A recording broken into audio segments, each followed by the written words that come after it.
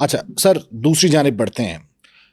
वैसे तो नैब को कायम हुए काफ़ी अरसा हो चुका है और बाज़ औक़ात तो ये भी तावीलें पेश की कि नैब को ख़त्म हो जाना चाहिए क्योंकि सियासी इंतकाम होता है। लेकिन दूसरी जानिब नैब भी कारकर्दगी दिखाती रही है और नैब ने बहुत बड़ी कारकर्दगी दिखाई है कि 10 गुना ज़्यादा पिछले 23 सालों में 10 गुना ज़्यादा रिकवरी करके नया रिकॉर्ड कायम कर दिया है।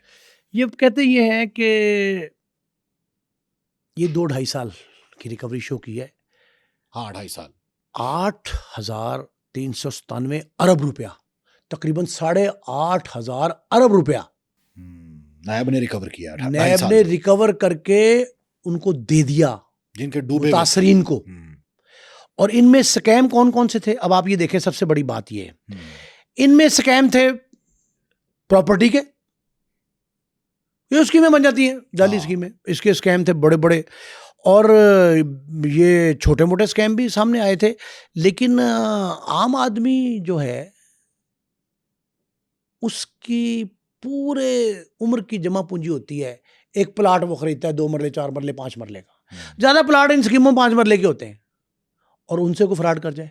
एक पोंजी स्कीम का फ्रॉड है, पोंजी स्कीम का फ्रॉड, ये घरों में बैठ के रातों रात अमीर होने के लिए जो नेट पे खेली जा रही हैं गेमें, हर रोज डबल शाह पैदा हो रहे हैं। डबल के जी, आप इतने डॉलर इन्वेस्ट करें तो आपको इतने मिलेंगे, और लोग इसका बड़ा शिकार हुए हैं। उनको भी वापस किया, उनको वापस किया उन्होंने।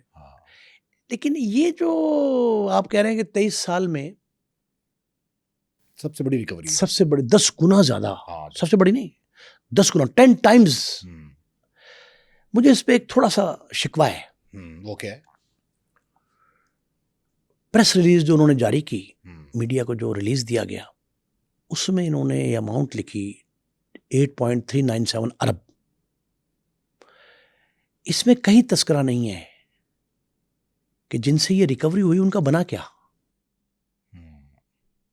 वो एक कानून भी है इनका बार्डन वाला, उसके तहत तो नहीं माफी मिल जाती? जो मर्जी हो, अगर आप बार्गेन वगैरह कर प्ली बार्गेन का कानून, प्ली बार्गेन का कानून जो है, उसके तहत भी मुलजिम तो सजा याफ्ता हो गया, उसका सीआरओ रिकॉर्ड तो बन गया, क्रिमिनल रिकॉर्ड तो बन गया उसका। क्या किसी बड़े बिजनेस टाइकॉन, किसी बड़े प्रॉपर्टी टाइकॉन जानबूझ के नाम नहीं दिए होंगे?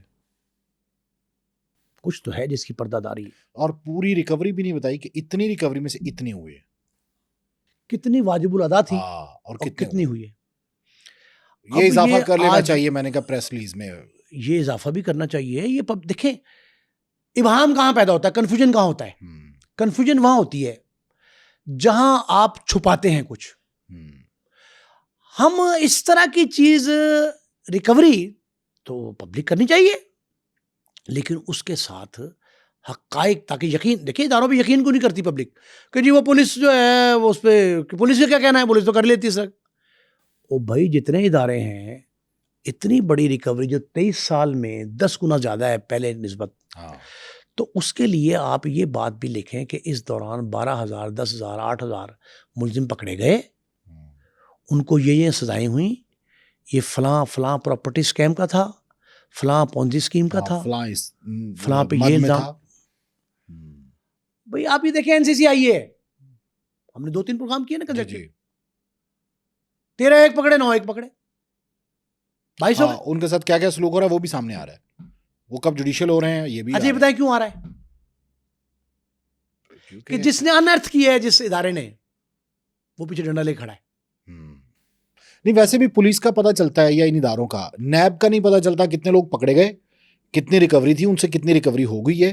तो ये चीज़ें, इसमें इजाफा होना चाहिए। दूसरा, मेरे ख्याल में नैब का जो पीआरओ वाला डिपार्टमेंट है, रिलेशनिंग डिपार्टमेंट है, पब्लिक रिलेशनिंग, तो उसको भी एक्टिव होना चाहिए इस मामले में। वो राब्ते में आना चाहिए, वो बताए कि हमें भी पता चले कि वाकई नैब कर रही है। अब जैसे हमारे मुंह खुले रह गए, इतनी बड़ी रिकवरी है, आज तमाम अखबारात की लीड स्टोरी है। ठीक है, हालांकि कई इश्यूज थे, आर्मी चीफ, फील्ड मार्शल की गुफ्तगू थी, ठीक है, एक बड़े फंक्शन के बाद, आज़ाद कश्मीर के प्राइम मिनिस्टर के इलेक्शन और अदम एतमाद की तहरीक पे वोटिंग थी, रायशुमारी हो रही थी, कई इश्यूज थे बड़े, लेकिन उसके बावजूद लीड के तौर पर नैब के इस रिकवरी इशू को लिया गया। तो लिया गया तो उसमें अगर आप ये भी बता दें कि भाई इतने लोग थे, इनके ये देखिए, हम जब जिसने करप्शन की कौमी खजाने को लूटा उसका नाम सीगार आजमी क्यों रखते हैं?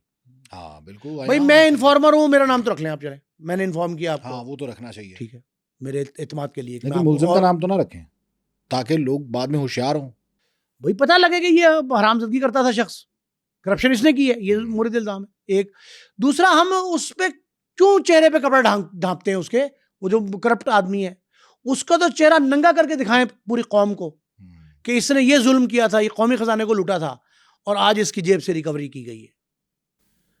तो ये जो इस तरह का मामला है ना, ये बड़ा ज़रूरी है। अगर हमने ये इस तरह के बातों पे खामोशी इख्तियार कर ली और इनके नाम सीगा राज में रखे, तो फिर पब्लिक का एतमाद इदारों पे बहाल नहीं होगा।